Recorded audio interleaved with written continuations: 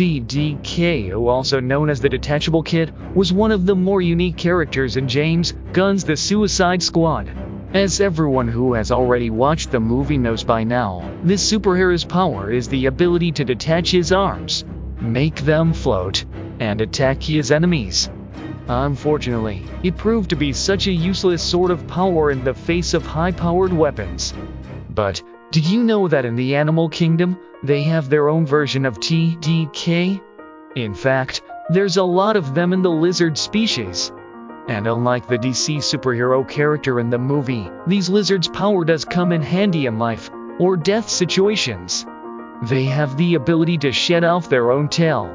Now, why would lizards cut their own tail?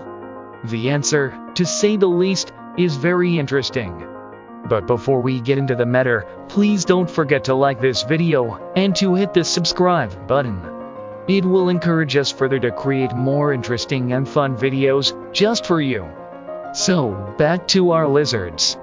These scaled reptiles are represented by more than 6,000 species and can be found in all the continents, except Antarctica. They range in size from a few centimeters to 3 meters long.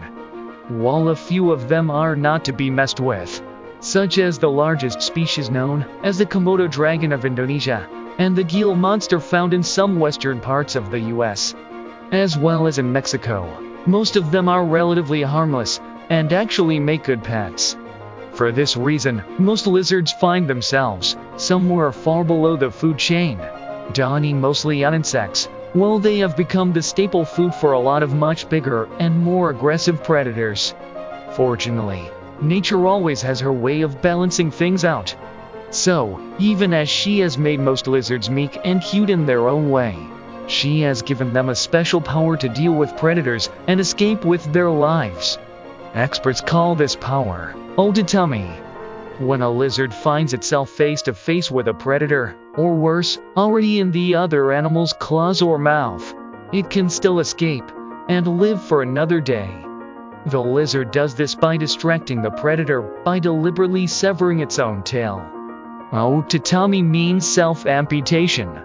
No, lizards don't need a scalpel or a hacksaw to do this. Amazingly, they're born with a line of weakness in their tail called a fracture plane.